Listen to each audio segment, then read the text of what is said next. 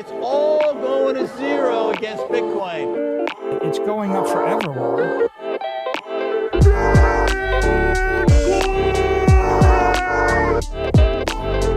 You're against Bitcoin, you're against freedom.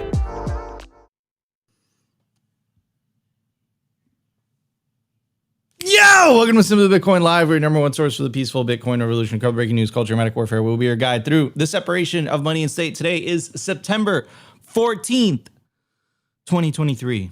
Another day in Bitcoin, another day on the Bitcoin roller coaster. They don't call it the Bitcoin roller coaster for no reason. There's ups and downs. We hit 25K. We're back to 26,697. But if you zoom out in the grand scheme of things, if you believe in the meme, 21 million divided by infinity, or infinity divided by 21 million, I think it is. We all know we're early. But there's something I want to talk about today specifically.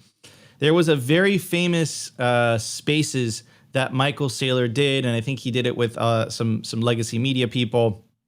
It was a huge Spaces. And there was three things that he said needed to happen in order for Bitcoin to 10x. And then during that Spaces, he even said, if these three things happen, Bitcoin will inevitably hit $5 million per coin. Now, what were those three things? First thing was the changing of the FASB rules, right? With the accounting, the fair value accounting rules. And that happened not too long ago. We broke the news. I wasn't there. I had some swan duties that day, but Opti and I think it was Russin were holding it down. So we covered that.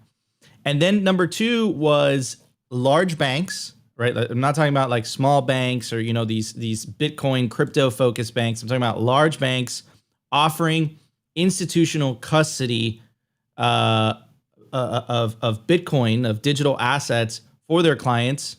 Check that off. That's happening. You have banks all around the world, whether it's Banco Santander. The news that came out today, which is I wanted to cover this, is Deutsche Bank is applying for a license to custody digital assets for their customers. And the third thing, which has been like the big news of this year, is the BlackRock Spot Bitcoin ETF. I wouldn't even call it the BlackRock, just a Bitcoin Spot ETF. Those are the three things that Michael Saylor said needed to happen in order for Bitcoin to just go parabolic into this 5 million, you know, et cetera, et cetera. And those things are basically already happening. Like the FASB, check that off, right? That was a massive deal. So check that off the list. That doesn't start going into action until the year 2025. Then you have, so that's the FASB ruling. Then you have banks, large banks custodying Bitcoin. Check that off the list as well. Really, the only thing out of those three things is the BlackRock Spot ETF. Or sorry, the Spot, I keep saying BlackRock, maybe it's a Freudian slip. The Spot Bitcoin ETF.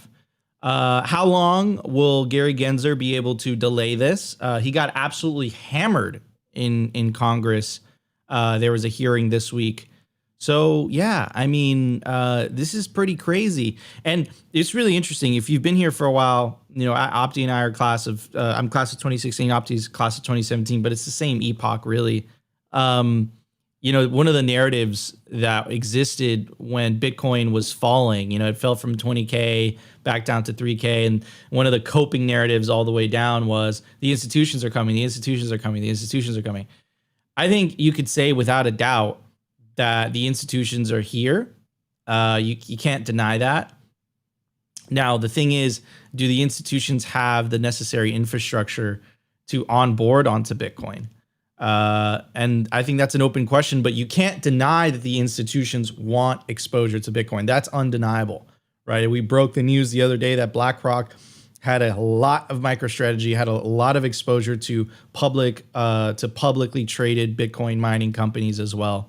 Right. So it's some very interesting stuff. Now, here's the thing, though. Right. So, yes, his number go up. Whoop-de-doo. But remember, the revolution is individuals taking back financial sovereignty by taking Bitcoin into self-custody. So just because you're buying a Bitcoin spot ETF or BlackRock's Bitcoin spot ETF through Charles Schwab or Robinhood or whatnot, that isn't real Bitcoin. That's paper Bitcoin. That's an IOU. The only way that you get true, real Bitcoin is by, buying Bitcoin, earning Bitcoin, mining Bitcoin, and taking that said Bitcoin into cold storage, right? And then preferably the step after that is stop trusting someone else's copy of the blockchain, run your own Bitcoin software, run your own node.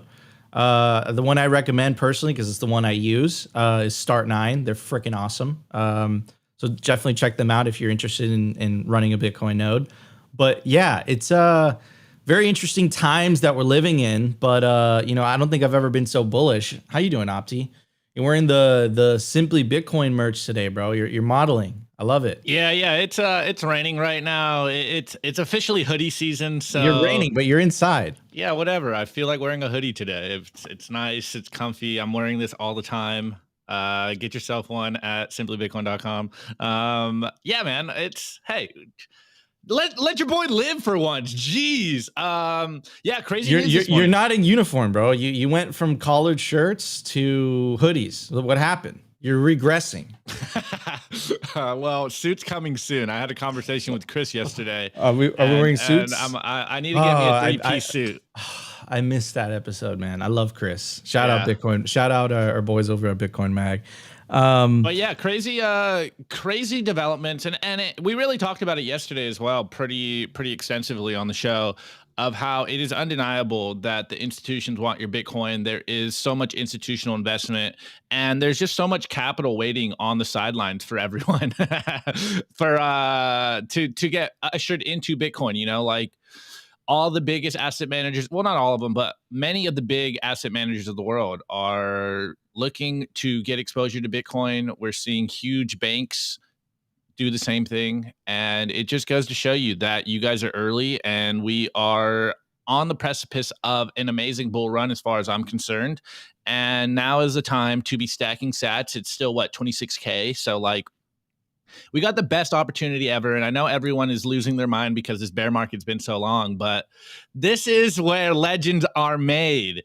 Anyways, on today's culture, I saw this a couple tweets from Tom Luongo, and if you guys aren't familiar with him, he's a great, I guess you call him like geopolitical analyst. He is kind of low-key a gold bug, and I know he's kind of maybe loosely understands Bitcoin, but he created this meme, and I really wanted to touch on it today because it kind of changed my views on what we've been talking about. We're always talking about, the normies out there, or in the not so nice way, the sheeple out there. And he coined this new phrase about like the masses are comfortable wolves. And I really want to cover this because I think it does change the framing, and it's a little more positive view on what's going on in the world. And we talk about it constantly, that people need to feel pain. And once they feel that pain and they wake up, man, shit's going to get really crazy. And it really does feel like this is where we are right now. So, just prepare yourself. It's are we on the precipice of a global recession? Who knows? Are we currently in a depression? I don't know. The official numbers are lying to us, but we know that inflation is higher than they want, and your purchasing power is going down the drain. And I have these conversations with a bunch of my Bitcoin friends, and we're all feeling the same thing. It's like, man, dude, things are getting more expensive, and it's only a matter of time until people start to ask, what the hell is going on right now? And this is why we keep planting the seeds here on the show, in personal conversations with people in real life. And it's like we have built the foundation for people to protect themselves, to get on the exit boat, get on the safety net, which is Bitcoin. So get on the Bitcoin standard, guys. Get on the Bitcoin standard. That's right. Just get on the Bitcoin standard, get on the life raft, and, you'll be watching the world around you doing its thing. But that your future, your family's future, your wealth, your time, your energy, your work is protected by the largest decentralized computing network in the world. Sorry, I'm laughing at the chat. You guys are wild, bro. Anyways, everybody, let's jump into the numbers. The Bitcoin numbers. Is your Bitcoin in cold storage really secure? Is your seed phrase really secure? Stampseed's do-it-yourself kit has everything you need to hammer your seed words into commercial-grade titanium plates instead of just writing them on paper. Don't store your generational wealth on paper.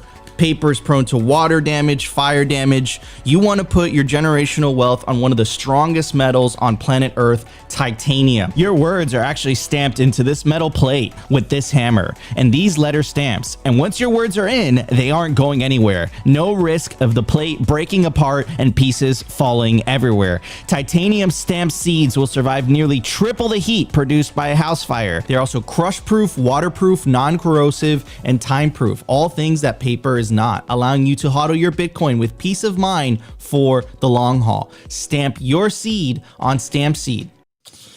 That's right, ladies and gentlemen. Don't put yourself in a position where you have to explain to your grandchildren why you lost your generational wealth because you decided to store it on paper. Store your generational wealth on titanium, one of the strongest metals on planet Earth. You can scan the QR code on your screen right now. Take you directly to the Stampseed website. Use promo code SIMPLY. Get 15% off. At the time of recording, the Bitcoin price is $26,640. Sats per dollar, 3,754. Block height, 807,650. Blocks to halving, 32,350. Halving estimate April 22nd, 2024. Total Lightning Network capacity, 4,776 Bitcoin. Capacity value, 127 million US dollars. Realized monetary inflation, 1.75%. The market capitalization of Bitcoin, $519 billion with a B. Bitcoin versus gold market cap, 4.07%. Very, very, very nice. All right, good numbers overall. You know, I love my favorite stat. I always tell you guys this is the realized monetary inflation of Bitcoin, 1.75%. That number is going to continue to go down forever. So it continues to take fiat currencies to absolute school. Even if they get it to their targeted holy grail 2% inflation, it's not even going to come close. Anyways, I do have some videos. Wait, Nico, my favorite number is block height because that number is going up forever, Laura. That number just makes an all-time high every 10 minutes, no matter what. TikTok next block. It's almost like Bitcoin works. Next block. Anyways, here's a clip. I have two clips for you guys. Here's a clip from SEC Chair Gary Gensler. And he said some interesting things at the hearing. We're going to play you some clips of this hearing as the days go by. So let's check out this clip, and I have another one, and then we'll talk about it. And help protect Americans from the crypto abuses that cost consumers billions. If they were to live up to the investor protection built into their current laws, it would help investors. But right now, unfortunately, there's significant non-compliance, and it's a field which is rife with fraud, abuse, and misconduct. And help protect Americans from the. So I want to two things, right? I agree in a way. I agree in the sense that it is full of fraud. It is full of abuse. It is full of misconduct. Now the initial part. And help protect Americans from the crypto abuses that cost consumers billions. I'm going to rephrase that, right? From the crypto abuse that cost consumers billions. Fine, you could say shit coins, you could say this. What about from the governmental inflationary abuse that cost people all around the world millions, if not billions of dollars? Why is that never talked about?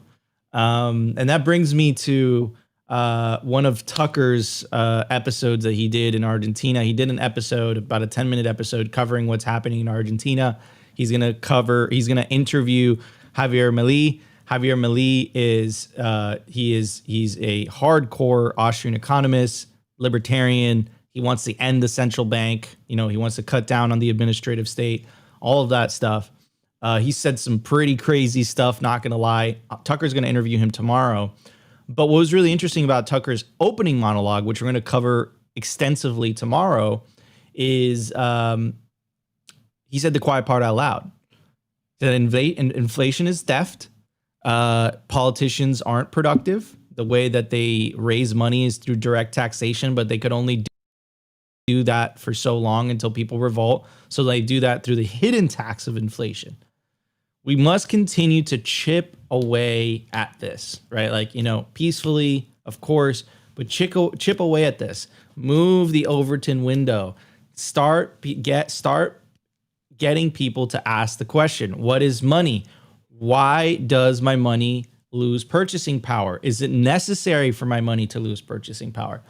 That's when people are going to start asking really big questions. And remember, they do not have a response to this. Anyways, talking about shifting the Overton window, here's Joe Squawk. 5 years ago, you would have never have believed this. We did have a Bitcoiner who was a writer for Forbes, and he got a bit upset when I said that the legacy corporate media changed their tune because of the BlackRock spot ETF. And he said, no, that's not true. I was working at Forbes from before. Okay, I take his word for it. He's a Bitcoiner. I believe him. But the legacy corporate media, mainstream news, cable news, are you trying to tell me that the interest from BlackRock to launch a spot ETF has not influenced their change of tune whatsoever? I don't know about that. Anyways, here's Joe Squawk. It's about a 1-minute clip, and then we'll talk about it. And move on to crypto, if you'd indulge me for a second, because we always have these crypto conversations. And there seems to be this thing happening. I don't know, Joe, we were talking about $25,000 with Bitcoin. Meanwhile, BlackRock and all of these folks, all the folks that we thought were never going to do this, are now doing it, and yet it's not moving at all. Well, it's moving today. Well, I mean, sure, 26. This is 26. It was 4 when we started saying it wasn't going anywhere. 4,000. Oh, well, okay. But the question is this now a risk on, a risk off thing? How do you even correlate this to what's happening with the Fed? Because for a long time you used to talk about crypto in regard to the Fed. So I think crypto is settling as part of the ecosystem. I think people have recognized it is not the new global currency. People have also recognized it's not going to disappear tomorrow. It's becoming institutionalized. And I think, actually, if I were a crypto person, I think this maturation process is a good thing. Where it moves from day to day, I can't really comment on that. I still think it's outperformed every asset in 1 year, 5 year, and 10 year.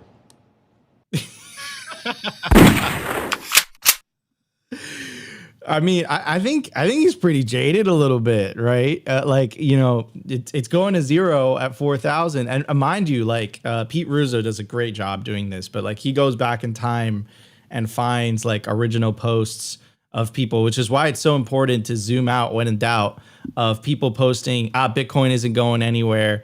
And Bitcoin was at $100. Bitcoin was at $200 at the time, right? So when in doubt, zoom out. Obviously Joe is completely converted. He's like, why have we been talking about the short-term volatility? When we started covering this, it was literally at $4,000. It's at 26,000 at the depths of bear market. He gets it. I mean, and this is actually one of the things that has helped me orange pill as many people as possible. It hasn't been me saying that Bitcoin's better money. It hasn't been me saying oh, look, separate money from state. Hasn't been me saying, it's a deflationary currency, blah, blah, blah, blah, blah, blah. You know what's been the biggest converter of people? You plant the seed, you say Bitcoin, right? They ignore you for a couple of years. Then 2-3 years later pass, number goes up, and all of a sudden you get that text from that friend that you haven't talked to in a long time. And he's like, hey, about that Bitcoin thing. NGU is the biggest converter of people. It is the biggest orange pillar. In my opinion, is the most effective way. And clearly you could see that with Joe, right? He was like, yeah, I mean, we started covering this was at 4K. I don't know why you're talking about the short-term volatility. What the hell's wrong with you? Anyways, why are you pulling that up, Opti? Oh, it's from wine. It's from wine. Oh man. Anyways, wine. What's wine? Just called you wine. Opti, what's your take on all this? Of all the disgrace you've ever done and all the trolling, calling me wine might be the worst. No, I'm just trolling. Love you, wine. Anyways, first and foremost, shout out to Joe Kernan.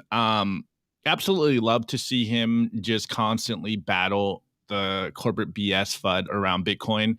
And I say this all the time, number go up, love it or hate it, is the fundamental thing driving all of Bitcoin adoption. There's that. And then on the negative side, all of the crazy stuff coming out from, the bureaucrats out there. We covered the G20 stuff where they're trying to roll out a digital ID, CBDC, central bank digital control mechanisms. And these two things together are, in my opinion, the driving forces for Bitcoin adoption. It's like we say it all the time, and the meme's been catching on, Nico. I don't know if you've been seeing it on Twitter, but Bitcoiner slavery, it's starting to catch on, and people are starting to notice that it's not even hyperbolic anymore.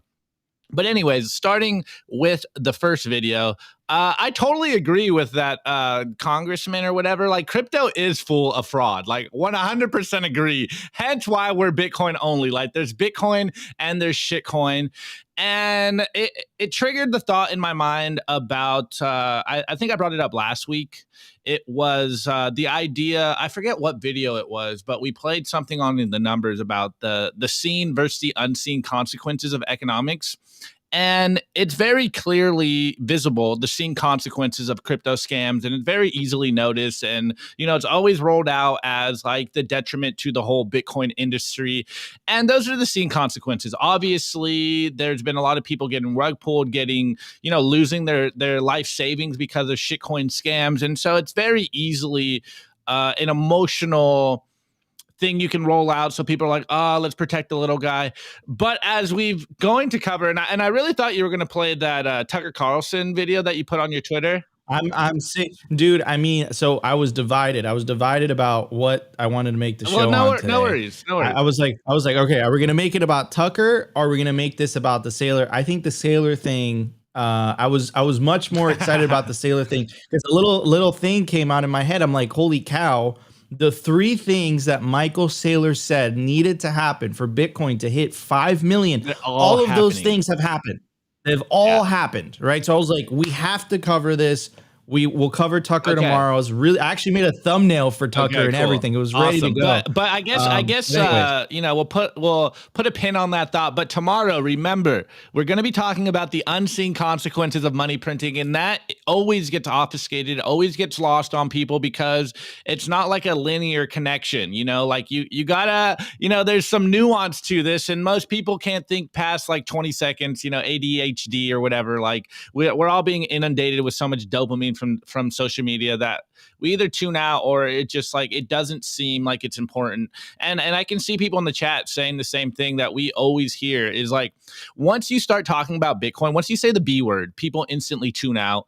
And it's only a matter of time until people wake up to what's going on here. So, plant those Bitcoin fundamentals into people's minds without using the B word usually helps and goes a long way. And then you're finally like, hey, have you heard about Bitcoin? Here's the pill, take it. But yeah, man, it just goes to show that the world is waking up, and every metric that I'm seeing is pointing towards the fact that I think in 2025, more people are going to wake up to the scam that is fiat, and of course the safety boat that is Bitcoin. And hey, we're here for it. So I am super excited. And yes, hold on, Arthur, you can buy our merch with Bitcoin if you so want to. Yeah, exactly. Go click, scan the QR code. It will take you directly to the website, and you could pay in Bitcoin. I think Wine set up the Lightning. Yeah. We got you guys back. Rep some Simply Bitcoin merch. Anyways, so yeah, man, it's really, really exciting stuff. All right, guys, let's jump into the news. We got a lot to cover today. Before we get into news, actually, right now we are currently sitting pretty at 70 likes. Help us maintain our streak. Let's break 100 likes within the first hour of the live stream. So if you're enjoying the show, make sure to smash that like button. Smash it. Wait. Can we do a legacy smash the like button, Nico? Smash! What's that? What's the legacy? Remember what were you? Smash the like button. Something like that. Anyways, guys, let's get to the news. The Daily News.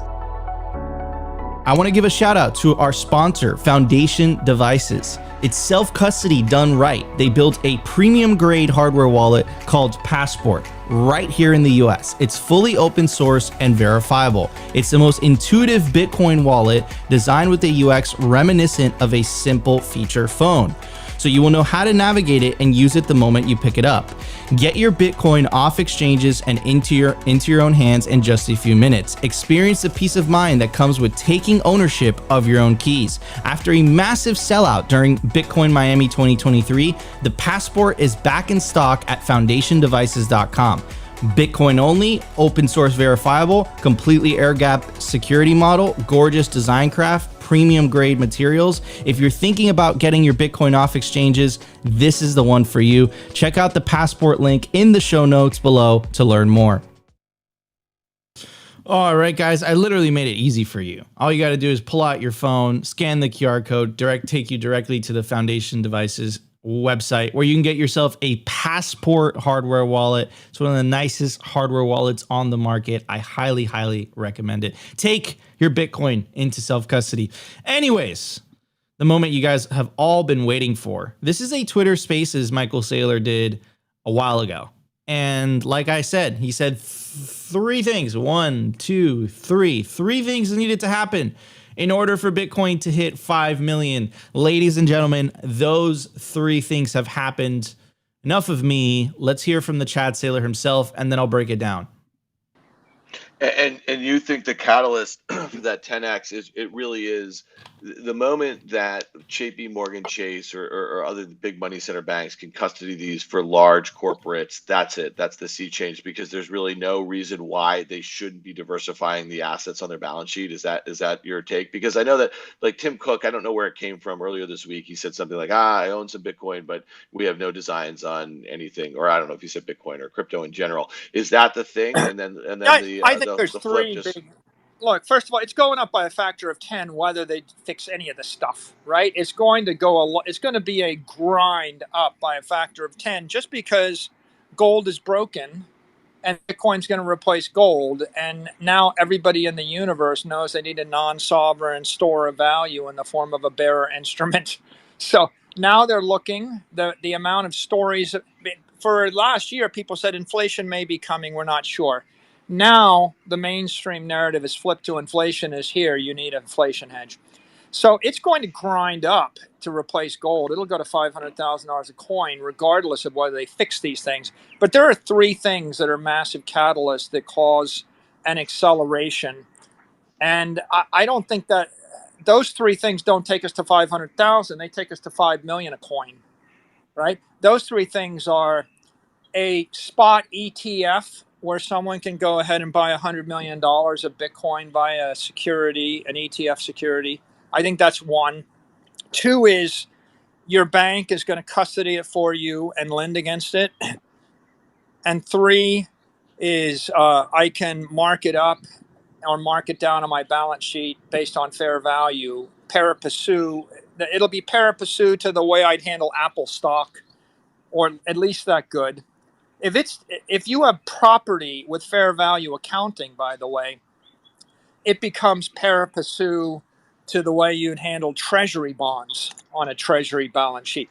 Treasuries are better than stocks because treasury is property, whereas a stock is a security, and you're capped out at 40% of your balance sheet as security. So it would be a major, major breakthrough if you saw any of those three things.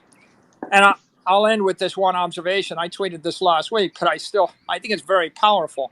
It's if the banks can hold this stuff on their balance sheet, then a whole new class of investors are going to buy it. People are going to put in billion and multi-billion-dollar orders to buy it as a treasury asset.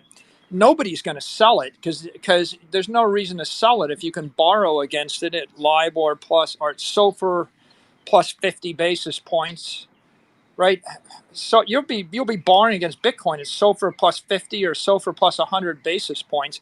No one's ever going to sell it, and then, as I joked, you won't be able to afford it. I mean, you will be able to afford it, but everybody gets Bitcoin at the price they deserve. Boom! Chad Saylor coming in strong. I mean, if that is not a better, argument as to why you should literally pause the show right now, stop what you're doing, stack some sats. I don't know what is. absolutely nailed it. The FASB ruling was massive. So let's get into those three things. Let's break it down one by one. We connect the dots at Simply Bitcoin. You guys know the deal. So the FASB ruling was absolutely massive. This is something that we covered on Simply Bitcoin last week. So FASB votes in favor of fair value accounting for Bitcoin. In a long anticipated move, Bloomberg Tax reported the Financial Accounting Standards Board is set to introduce new fair value accounting rules for Bitcoin and other cryptocurrencies. These new rules aim to provide a more accurate reflection of the market value of digital assets and bring greater transparency to the financial reporting of companies that hold cryptocurrencies. The rules expected to be published by the end of the year are set to go into effect as soon as 2025, but companies will be able to apply them earlier than that, the report said. For years, the valuation of cryptocurrencies like Bitcoin has been a challenging aspect of financial reporting for companies.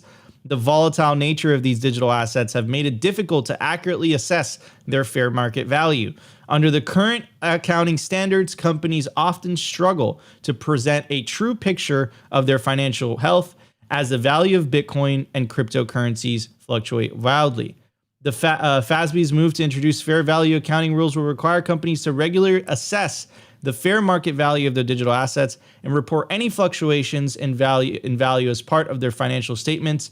This means that if the price of Bitcoin surges or plummets, companies will have to reflect these changes in their financial reports, providing stakeholders with a more accurate picture of their financial position. So that's number one. That is number one. That's number one that Michael Saylor said. Let's move on to number two. Actually, I think number one was the spot Bitcoin ETF, but whatever. We're changing the order. It's okay. Number two, a spot Bitcoin ETF. The one that I am the most optimistic about is the BlackRock spot ETF. BlackRock is the largest asset manager in the world. They have trillions upon trillions of dollars assets under management. They have a tremendous amount of political influence. So out of all the spot Bitcoin ETFs, I think that this one is the one that I'm most optimistic about. And remember, guys, it isn't just the spot Bitcoin ETF news that broke. You have to connect the dots with the Grayscale lawsuit that the government lost against Grayscale, right? It's all kind of headed in the right direction for this inevitably to be approved. We know there's a spot Bitcoin ETF approved in Canada. It's already up and running. One got approved in Europe. How long until, it gets approved in the United States? Now, this is something that I asked Parker Lewis when he came on Simply Bitcoin IRL. Definitely check out that episode if he believed it was politically motivated. And if my memory serves me correctly, he said yes. I would agree to that statement as well. We know about Operation Choke Point 2.0. Caitlin Long came on the show to talk about, Custodia Bank and how it was unfairly treated and it didn't receive the federal banking charter. She said it. This is not coming from my mouth. It came from Caitlin Long's mouth herself. She said that she believes that it came directly from the White House to deny her a federal banking charter. And what's really interesting is that when she got denied a couple months later, the American version of a central bank digital currency, the FedNow, was launched, right? So a lot of coincidences. Anyways, so how a Bitcoin ETF, $30 trillion in new capital, will impact the Bitcoin price. So this article does a great job at kind of breaking it down, what it could mean.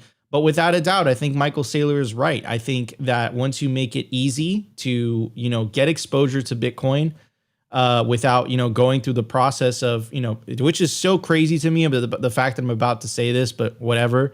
It's so crazy to me that you can't just buy Bitcoin. These companies just can't buy Bitcoin and take it into self-custody. But I get them. I get it, right? There's a lot of, do they have the infrastructure to do that? You obviously have to use multi-sig, whatever. A lot of people just feel comfortable outsourcing that. Obviously, we can't recommend that. We actually recommend you to strictly take self-custody of your Bitcoin, which way you decide to acquire it. Obviously, we recommend Swan. Take that said Bitcoin into self-custody, but still, I think the BlackRock ETF could, meaningfully impact the price. Now, two schools of thought on this. Greg Foss and James Lavish, which we had on the IRL, they said, yes, this is going to be very, very beneficial for the price because it's a spot ETF. They're not going to be able to rehypothecate it. Now, on the other side of the argument, Lawrence Lepard and Caitlin Long said rehypothecation, rehypothecation, rehypothecation. Right. So I think a spot Bitcoin ETF is a double-edged sword. Definitely, I could definitely foresee it, causing some type of downward pressure if there is rehypothecation. I mean, they did the same thing with gold. What makes you think that they wouldn't try to do the same thing with Bitcoin? That's my take on that. And then last but not least is banks, right? Banks having the ability to take custody of digital assets for their clients. This is another massive bank that Deutsche Bank to hold, one of the largest banks in the world. This just dropped from Reuters, an article today, Deutsche Bank to hold crypto for institutional clients. Deutsche Bank has partnered with Swiss crypto firm Taros to provide custody services for institutional clients' cryptocurrencies and tokenized assets.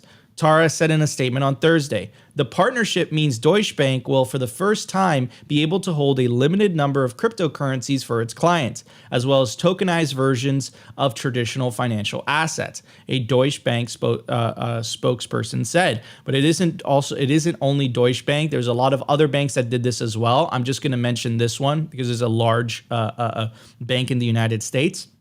And this actually was announced October 11th of last year. BNY Mellon today announced that its digital asset custody platform is live in the US, with select clients now able to hold and transfer Bitcoin and Ether. This milestone reinforces BNY's Mellon commitment to support client demand for a trusted provider of both traditional and digital asset servicing. So the three things that Michael Saylor said needed to happen for Bitcoin to hit $5 million, all of those things, check them off.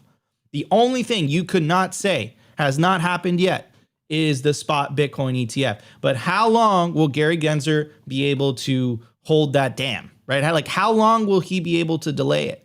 There's a lot of pressure. There's lawsuits going. He got absolutely massacred, grilled in Congress about this. So, I can't say for certain that it's politically motivated. I cannot say that for certain, but I'll just say this: lots of coincidences. It has me suspicious. And what I said in the very beginning of the show, the biggest converter, the converter to make people Bitcoiners, to make people believe in Bitcoin. It's not the memes. It's not the content.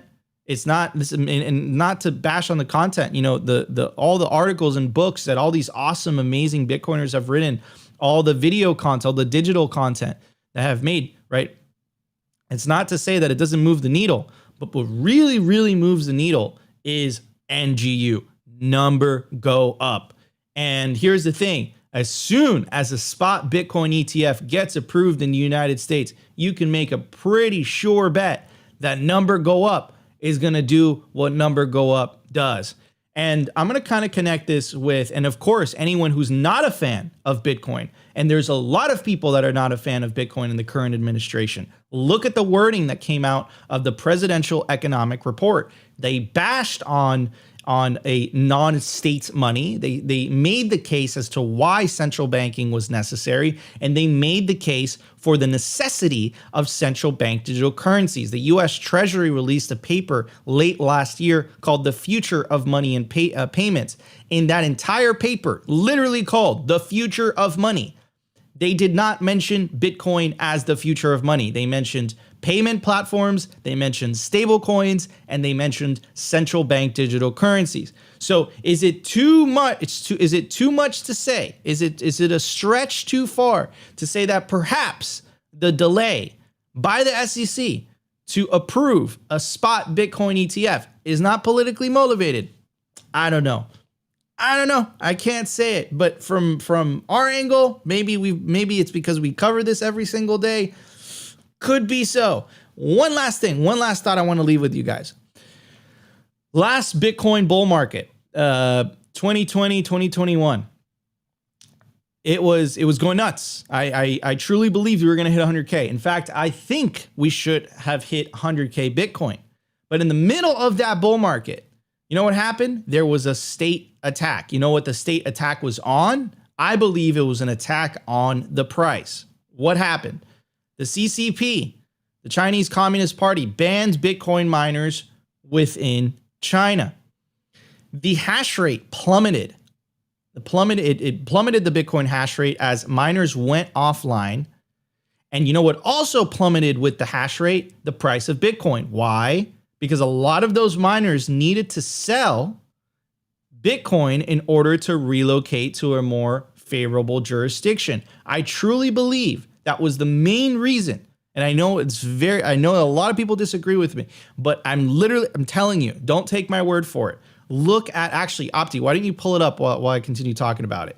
If you look at the Bitcoin hash rate and the price of Bitcoin, when that went down, there's a direct correlation between the hash rate plummeting and the price of Bitcoin. And I really believe that cut the last bull market short. It took the momentum out of the bull market. It was still able to make it kind of creep up to all-time highs, but you'll see that momentum, like it's almost like it was chopped at the knees. And you could almost say, right, it's another big coincidence. It's another big coincidence because who benefits? Who benefits from Bitcoin not reaching 100K, 120K? You know who benefits? The people that are pushing central bank digital currencies. So just my 2 cents there. Let's pull up this. Thank you, Opti. I appreciate it. So if we pull this up, Opti, could you zoom in a little bit? Just drag and drop between yeah, there we go. Awesome. Yeah, perfect. All right. So if you take a look, guys, the one is the hash rate, and I believe the hash rate is the darker blue and the price is the lighter blue. If you take a look at literally the price falling off the cliff, take a look at what the hash rate was doing around the same time. Take a look at what the hash rate was doing, what the price was doing. That was downward pressure from miners. Remember, at the time, China had the vast majority of Bitcoin miners. That is downward pressure from miners trying to relocate overseas in a more favorable jurisdiction. Now, Bitcoin won that battle. It won that battle with flying colors. Got an A. But, you know, I truly believe, man, don't, and I posted a clip with Lawrence Lepard this morning. Do not underestimate how far, you know, certain people, the party of green, to put it nicely, will go to maintain their privilege of being able to create money for free that everyone else has to work for. That is a godlike privilege, being able to counterfeit money, being able to create money out of thin air. What Bitcoiners are advocating for is an equal system where no matter who you are, whether you're the president, emperor, king, god king, whatever, if you want to make more Bitcoin, you have to spend on infrastructure to mine said Bitcoin. You have to buy it or you have to earn it. There is no easy way around it. There's no easy, you can't just create more of it. And that, I think, that itself, that fundamental idea will fix the world. And that's how we get back to a sound money standard. Anyways, Opti, what's your take on all this, bro? Do you agree with Michael Saylor and his take that those are the 3 things that are going to take Bitcoin to $5 million US dollars? Well, I mean, I don't have the insights that Saylor does. So, you know, I'm just an average Bitcoiner that wants to stack Bitcoin and opt out of the madness. But it really goes to show, and it's something we've been talking about, this bear market. I think even Yellow was quote tweeting me as saying this is the most bullish bear market yet. And it's that one quote. What's the quote? Like, sometimes decades happen in weeks, and sometimes, you know, nothing happens in decades or whatever. You guys know the meme. Anyways, it just goes to show how quickly things are moving. You know, when we covered the news about the FASB ruling last week, we knew that there were some banks that were interested in custodying Bitcoin, and now we are seeing the dominoes start to fall very quickly. And I think people underestimate how strong the incentive structures of Bitcoin are. And we have to remember that if you are an asset manager right now, if you are holding anything in the traditional financial system and you're looking at the landscape, you are looking for a safety boat. You're looking for something that you can hold that is either going to make you profit or alternatively like Bitcoin outside of the traditional financial world so that you don't get absolutely wrecked. And so, there is smart people out there. You can't just discount everyone and say that, oh, they're stupid because they're part of the traditional financial world. Like, they know what they're doing, they know what they're holding, and they're just hoping that they can basically play musical chairs long enough. And so if you are looking at the landscape, you are starting to understand the same thing that we talk about constantly. Like, oh, wait, Bitcoin isn't going away. Oh, wait, Bitcoin isn't dying. As much as the corporate BS can come out and say, like, write a new Bitcoin obituary, TikTok next block, Bitcoin's never been stronger. There's never been as much mind share in regards to Bitcoin. And so people are starting to look for the alternatives because, hey, I don't know if you've noticed, but your purchasing power isn't going far enough. Like, inflation is hitting everyone, even if you are one of the Cantillon insiders. So, like, as a Bitcoiner, does this really mean much to me personally? Because I always advocate, look, if you're an average person of average means, then you should just be buying spot Bitcoin directly. Like, just buy Bitcoin however you can, or work for it, save for it, whatever way of acquiring Bitcoin for you. I really don't care. Just all we need is more people holding Bitcoin and taking that Bitcoin into self-custody. But with all that being said, to allow all of the liquidity and capital in the traditional financial world that is looking for somewhere to store their value, then all this stuff needs to play out, and it's playing out in real time, and the dominoes are getting stacked up real quickly. So, like, they understand that they need a safety valve. Like, they need a pressure relief valve here, and that is what Bitcoin is. And eliminating the obstacles that are, spot Bitcoin ETF, the FASB ruling, and unfortunately for us hardened Bitcoiners, like banks custodying your Bitcoin, which we always advocate, like, don't give them your Bitcoin, guys. Make it through the HODL buyout zone. Do not even use any of this machinations that are a part of the traditional financial world, whether that's the paper Bitcoin, ETFs that we are always talking about, whether that's giving them custody of your Bitcoin. They're going to have to find ways to incentivize you to give up your Bitcoin and give them back control of, the same mechanisms that got us into this place in the first place. And so they need to find escape valves. And as another Saylor meme was like, everyone is holding melting ice cubes in their hands. Everyone that holds fiat understands that they are losing purchasing power. And this is why everyone has been turned into a speculator, because you need to keep, what did they say, the Keynesians? Like, you need to keep the velocity of money up so that the money, spins around and people forget that they're not making any fucking value.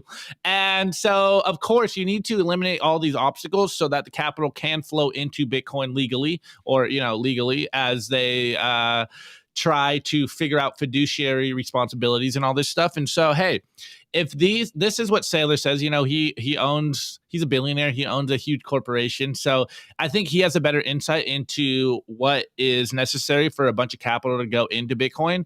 And so, as just a Bitcoiner that's like watching all this happen, it's like, yeah, of course, these corporations need a way to get capital into Bitcoin, because we knew that Bitcoin was going to get financialized eventually. And we know that the institutions have been here.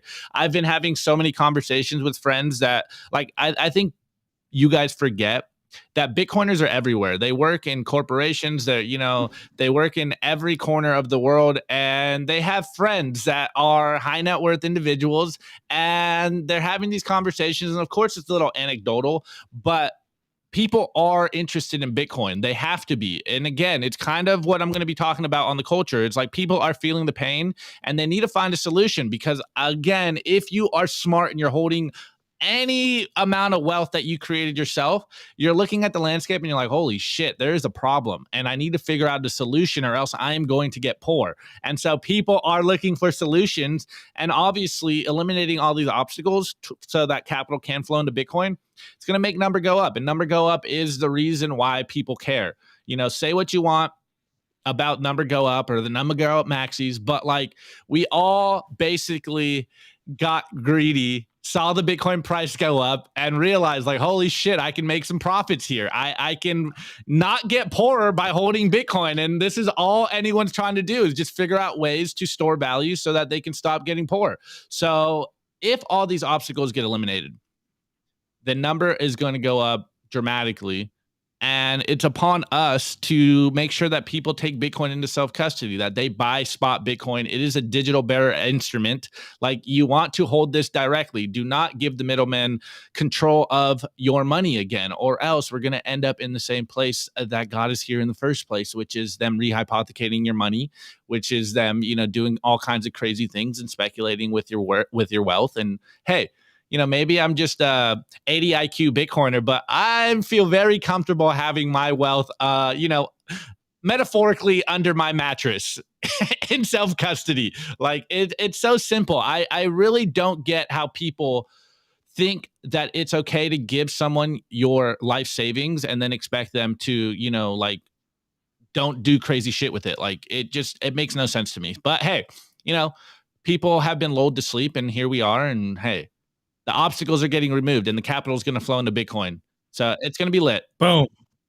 Bars. All right, everybody, before we get to the culture, I want to give a very, very special shout out to our sponsor, the Bitcoin 2024 conference. It's going to be the biggest Bitcoin conference in the world. It's going to be in Nashville, Tennessee, July 25th through the 27th. You definitely don't want to miss it. You can use promo code SIMPLY to get 10% off your tickets. For a GA, it's $349. For an industry pass, it's $849. For a whale pass, it's $4,749. Opti and I are going to be there. You definitely don't want to miss the biggest Bitcoin conference of the year, Bitcoin 2024 in Nashville, Tennessee, July 25th through the 27th. 2024. All right, everybody, let's get to the culture. We got a lot to talk about. The Daily Culture. Brought to you by SwanBitcoin.com. Swan is the best way to build your Bitcoin stack with automated Bitcoin savings plans and instant purchases, serving clients of any size from $10 to $10 million. We love Swan because they incentivize self-custody and dollar cost averaging. What are you waiting for? Visit SwanBitcoin.com today. Let's go, guys. All right. So give you guys some context on this tweet. First and foremost, if you guys aren't familiar with Tom Luongo, I highly suggest you go watch some of his YouTube videos and his podcast appearances. He hosts a podcast. It's like Gun, Gold, and Goats or something like that. Sorry for butchering that, Tom. But anyways, he's been kind of going very hard on the idea of like Davos, man. You guys know World Economic Forum is held in Davos every year. And we understand here, at least at Simply Bitcoin, what the World Economic Forum wants to do, what they're trying to do. And even we cover it constantly on the show, what they've been saying directly. TLDR, you will own nothing and be happy. They want you in 15-minute cities. They want you literally, as I always say, deaf, dumb, and blind. And they're constantly rolling stuff out to gaslight the population into following their very evil and nefarious stuff that Dr. Evil, Klaus Schwab, tries to roll out. Anyways, he's quote tweeting this video that came out of Robert F. Kennedy Jr., basically saying that there won't be any sense of fairness in the Democratic elections or nominations coming up. And I'm not going to play the video. You guys can find this on Twitter if you really want the whole sauce about what he's quote tweeting. And that's not really what I'm going to talk about. But here's the thread, and he quote tweets it, and he goes, okay, I was wrong. This is peak Davos. And you guys know me. I've been saying on the show constantly about the idea of, have we hit peak clown world? Well, every other day we find something new that's like, this is peak clown world. So this is, I think, Tom Luongo's way of saying the same thing, like this is peak Davos. Anyways, the reason I wanted to bring this up is because I've been constantly saying the same thing on the show for the last couple of weeks, is that people need to feel pain. Like, people need to search for solutions to a very personal problem. And we are in a situation right now where the zeitgeist is people are understanding that they're getting poorer, that there's a problem, and they don't know what the solution is. And many, even on that same, a lot of people can't even explain what the problem is. They They just feel that there's something wrong. And we've seen this, what's the Richmond North of Richmond song that went viral? We're seeing the TikTok videos on social media about people feeling like they're getting poorer. We're seeing all the crazy numbers coming out of the White House where they're faking and fibbing all this stuff to make you feel like you aren't as poor as you are. And that's like the zeitgeist right now. It's the unspoken feeling that we're all feeling right now. It's like, are we in a recession? Are we in a Great Depression? Where are we right now? I know most people in their daily lives are just starting to feel the squeeze. They're starting to feel that their money isn't going far enough. So getting to this point, and it's what I've been saying, people need to feel the pain before they wake up. And I really like this framing that Tom Luongo just created the other day, and I think it's a very powerful framing. So let's get into this. He quotes tweets this RFK video about the chicanery that is going to go on in the elections next year, and he goes, okay, I was wrong. This is peak Davos. And then people responded and go, we can't vote our way out of this mess. Maybe he's starting to realize that, and that's something we say all the time. There is no political solution to this. But this is where I think the framing is very strong. And Tom Luongo has been saying stuff like this for a while, and I really think he gets what's going on, even though he's kind of a gold bug, and I don't think he's very big on Bitcoin. And then we can work on him. Even though I know Phil Gibson's has been talking to Tom Luongo, he's still not fully a Bitcoiner. Anyways, that's besides the point. Tom Luongo responds with, it's not about voting our way out of this mess. It's about forcing them to expose the hypocrisy to those who still believe that we can. There are millions of normies out there that still need to believe the system isn't terminally corrupt. And we constantly talk about this on the show. Like, it blows my mind that people still have faith in the system when it's so obvious to us. Like, when it's so thoroughly been exposed that there is fraud, that there is blatant theft coming from the powers that be, and yet people still believe that, the people in suits on the TV are working for their best intentions. And it just blows my mind. I constantly go back to the Dave Chappelle meme of him being a politician, and that's all I ever see when I see politicians talk. And so I fully agree that, look, a lot of times planting the message of Bitcoin isn't necessarily hitting them with the facts and the figures. It's about, as we say, winning the hearts and minds of the masses. And first, you got to accept the idea that there is a problem, that people are lying to them, that the whole thing is fake and fraud, and there is no fixing the system because people still believe they can vote their way out. But it's not so much about telling people that we can vote our way out. It's more about showing people the hypocrisy that there is something wrong.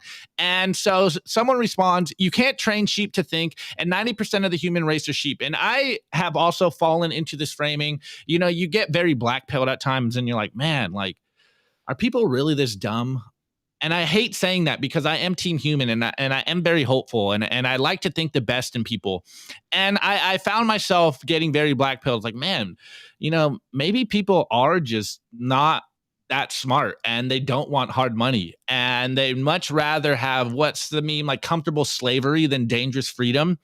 And I think Tom Luongo just blew that out of my mind. And I was kind of having these conversations of, like, point of view, like, try to be a little more optimistic. I know, Opti, be more optimistic, and look at the world clearly, and maybe even naively optimistic, as I always say. And I really like this tweet and this framing from Tom Luongo. And he goes, bullshit. Most people are not sheep. They are just comfortable wolves. Take enough comfort away and you'll see the wolf come out fast. And I think this is such a good framing because we constantly say it in the same vein. Like, people need to feel the pain. And once they feel the pain, like, they become savages. Like, they wake up very pissed off, very angry. And you constantly see it, even coming from more progressive people. Like, they wake up, they get pissed off, and they start protesting, and they start burning cities down. Like, people are just comfortable wolves right now. If they feel enough pain, they will wake up and want to change something. And, maybe you... And you're seeing that. You're seeing that, too. You're seeing that Exactly. in Argentina, right? Like, you're seeing that, like, thirst for change. And that's the point that I wanted to kind of double down on, guys, is like, don't be so black-pilled. And I was very black-pilled as well, where it's like, man, people maybe are sheep. But I think people are just so comfortable. They're lulled to sleep. You weren't taught about this stuff. It took you a long time to become a Bitcoiner. And then you woke up with a vengeance, and you stacked your ass off. You went so hard. You've had these very head-to-head, arguments with your family, and you stood your ground. And I think more people are waking up to the fact that there is a problem. And once they finally wake up, like, things are going to get kicked into overdrive. And so just to finish this rant off, I want to end on Tom Luongo's. He did an even longer response, so I'm going to read it here because I think it's great framing, guys. So Tom Luongo responds, he goes, in response to those triggered by me having the temerity to have a little faith in people by calling them comfortable wolves, here's my sermon from my digital mount for today. The whole people are sheep idea is itself a psyop to keep leaders from emerging from the dissident class, both left and right. If you believe the task is too big, will you do it? Will you do the cost benefit analysis and say, fuck it, who wants pie? Divide and conquer takes many forms. This idea is one of them. Bleeding off the energy of those who see the corruption earliest extends the lifespan of the tyrannical system. The very personality types who should emerge as leaders against the psychotic alphas are the ones handed a platform like Twitter to vent their nihilism and hatred of humanity. It's not just the shit libs who are gaslit NPC folks, so stop being gaslit by morons, stop turning out, chuckling in collapsitarianism, and work a little harder. There are people out there who aren't leaders but also aren't doormats either. They are, like you, without hope. They are looking for someone to provide the direction, the activation energy to see some hope. Calling them sheep is to say they are irredeemable. We've all been abused by these psychotic alphas. Having empathy, not derision for that abuse, is the first step towards making things better. But if this makes me naive or a hopeless romantic in your eyes, I would tell you maybe that mirror you're holding up to me should be turned around. Ask yourself where the impulse to degrade potential allies really comes from. Because that whole idea of people loving their misery because it's comfortable takes many, many forms. All of them are toxic, all of them. So yes, I'm not just standing up for my idea of people being comfortable wolves. I'm doubling down. This is your call to action. Embrace it or remain in the service of those you profess to hate. Bars. And I want to say, I want to like interject like right quick, right? Like that doesn't apply to any type of political philosophy, right? It's not a left or right thing, right? You know, I know he framed it in that way, like, you know, where he made the comment about the certain political ideology, but it just applies. Like, do you want to live a life of proof of work, or do you want to live a life where you depend on another person? That's really the big question, right? And look, there's going to be a fundamental conflict between there's going to be a clash, right? There's going to be a clash between these two types of philosophies, because at the end of the day, look, if we do migrate to a Bitcoin standard, you know, the ability to print money to pay for things is going to be gone, right? So a lot of the things that have been given out, a lot of the things that have been promised to people, but nobody truly could afford, those things go away under a Bitcoin standard. So I think that we're heading into an era where if you take personal responsibility over your life, you will never, I don't think we've ever lived in an era with that much opportunity, that much ability to prosper.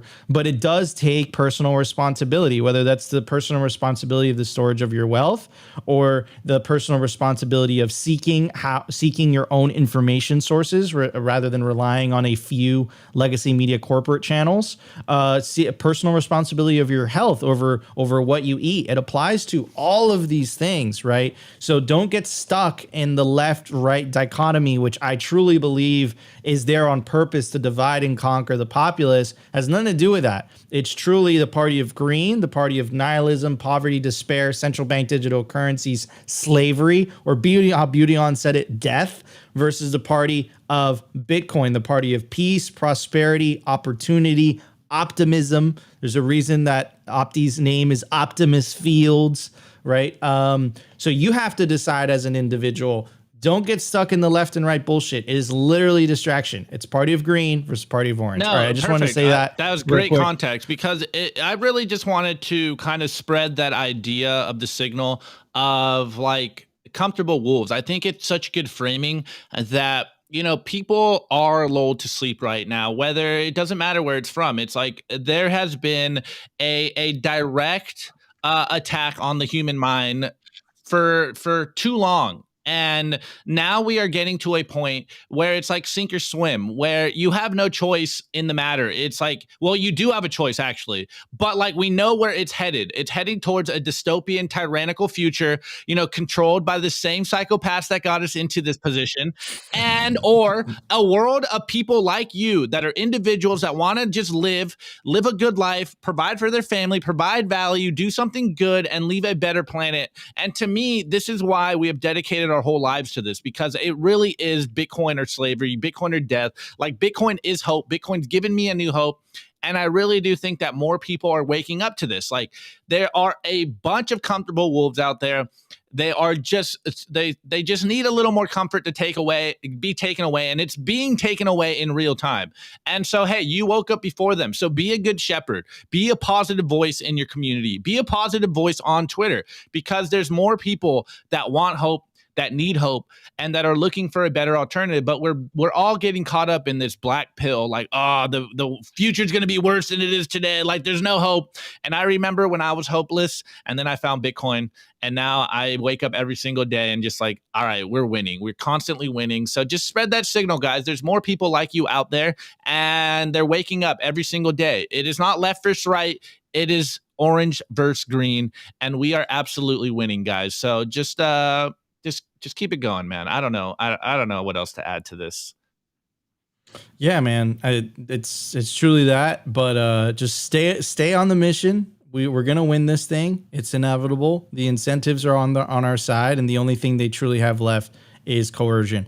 Anyways, guys, it's the moment you've been waiting for. It's the best part of the show. It's time to review some memes. The Daily Meme Review.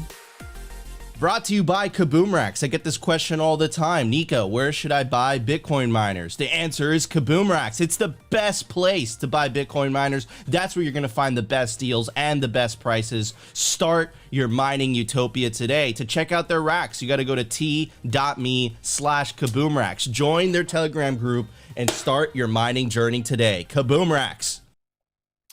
All right, guys, this is the meme review. This is the lighthearted end of all the crazy stuff we talked about today. Kaboom! Tag us on Twitter, Simply Bitcoin TV. Okay, get it out. Oh, you're waiting until I talk. All right, guys, tag me on Twitter at Simply Bitcoin TV. If I don't get it on, maybe tag my personal account, Optimus Fields. Our Twitter account's getting pretty crazy out there. But don't just tag your own memes. You can tag your own memes, but tag your favorite memes as well, and I'll bring them on the show. No, wait. Hold on a second. No. We haven't done this in a while, and our boy Darth is holding it down. Join our Telegram group. Every single day, bro. No, but join our stop what you're doing right now and join Simply Bitcoin's Telegram group. We're almost at 1,000 people. We're at 960 something, or 970 maybe. You got to go to t.me/simplybitcointv. Join it. It's absolutely free. And drop your memes in there, and I search it every single morning. Drop your memes in there and tag Opti. Just tag Opti, drop your memes. Tag me, but you can't. Don't blow up my Telegram. All right, guys. Anyways, tweets are the bullets. Memes are the artillery. As you can tell, we are in an information war. And it's never been clear that we have the truth on our side. So just continue to plant the flag, spread the signal, and get more people to ask a very simple question. What is money, and what the hell is going on in the world right now? And why is the money printer the root of all the problems? Anyways, first meme is by our boy, the BTC therapist, sorry. And he goes, describe your life in one photo. Here, I'll start. #BTC. And he goes, normal people investing in bonds and real estate and stocks, and it's different colored buttons. And then me, just a bunch of Bitcoin buttons, and we just keep stacking and pressing the Bitcoin buttons. This is the way. It's not financial advice, but go all in on Bitcoin. All right, anyways. Next meme is by Maxi's Club, 518 Grandpa. And we got a future Bitcoiner here, you're a future progeny here, and it's a mother. Maybe it'll be your daughter's children, your grandchildren. So there's your grandchildren talking to their mother, and it goes, son, you can't spend all day talking about Bitcoin. And he goes, what would your grandpa say? And here's like a little thought bubble of your grandpa. And he goes, don't let them take your freedom through a CBDC. So we'd constantly be talking about Bitcoin. Go forth and spread the Bitcoin signal. Okay, and this next one, actually the next series of memes is all about the alien from the Mexico Congress. It was going wild. Bro, that shit is weird as fuck, dude. That was so weird. It looks like a little. There's like so a, many. Like a There's little so lizard, many memes. like a little lizard Dude, demon there's so many person, memes bro. on Twitter. So we're going hard on the alien meme from Mexico. I did one yesterday, but all I could see this morning was a bunch of these. So here we go. You know me, I don't miss a chance on dunking on Ethereum. We got a picture here of Vitalik and then the alien, and it goes, corporate needs you to find the difference between this picture and this picture. There's the same picture, a mummified alien. Oh my goodness. That's a joke, by the way. Okay, we're joking. Okay, this next one. I'm doubling down. Actually, these are both Tony Hotto. Shouts out to you, bro. I didn't notice that. AKA at stacking_stats_ on Twitter.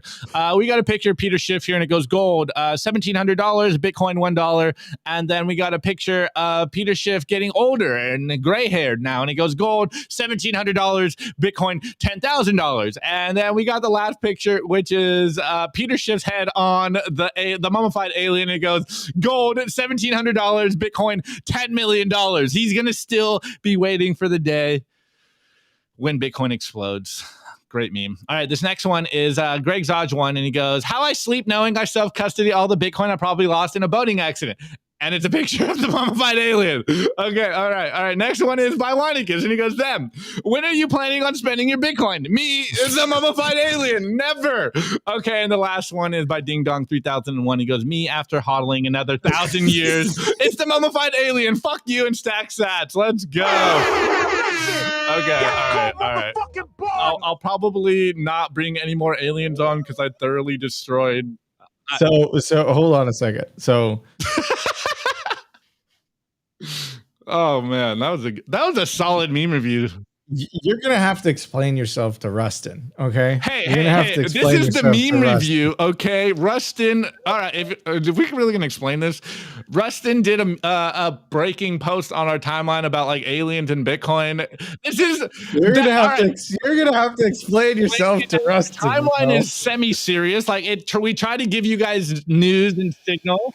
The meme review is us joking on popular culture and what's popular. Okay, hold on. Do I have? Man. All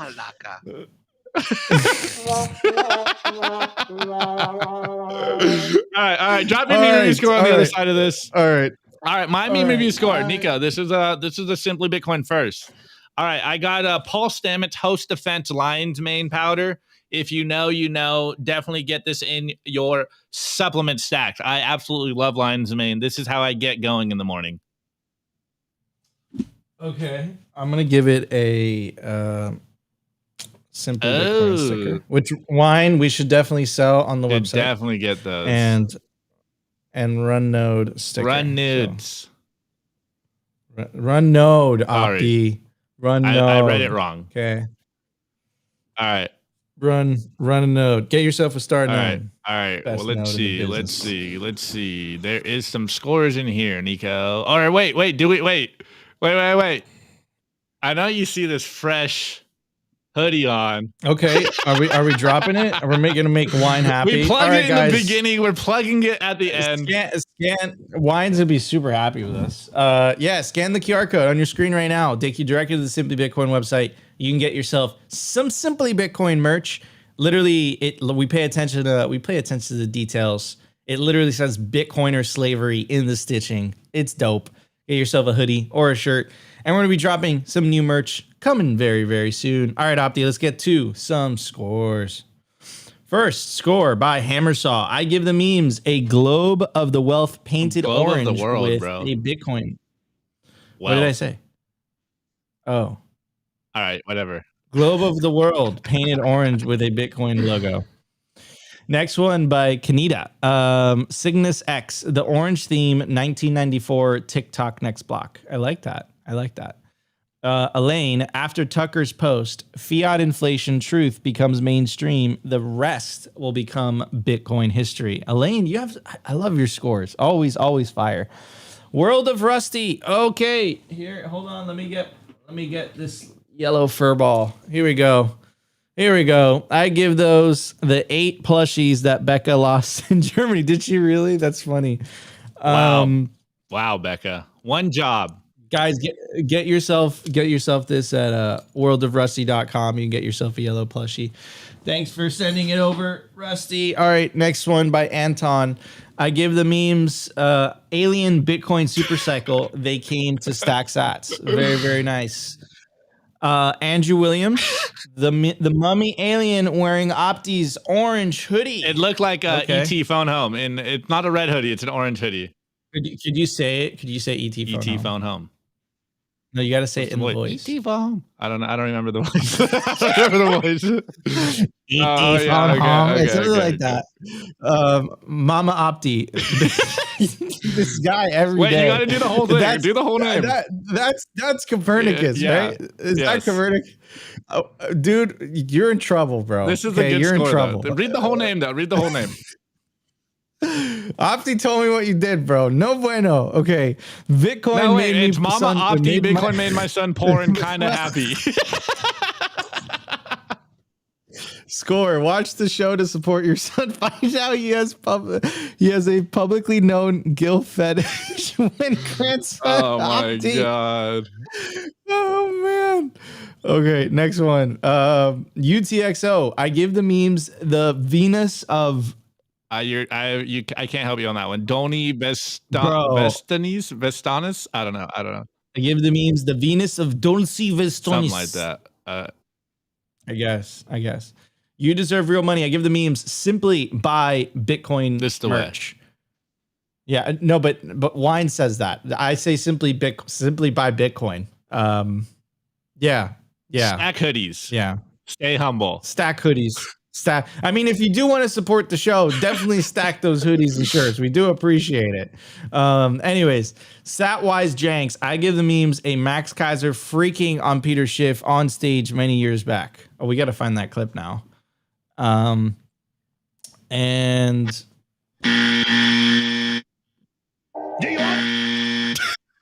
sorry, wrong button.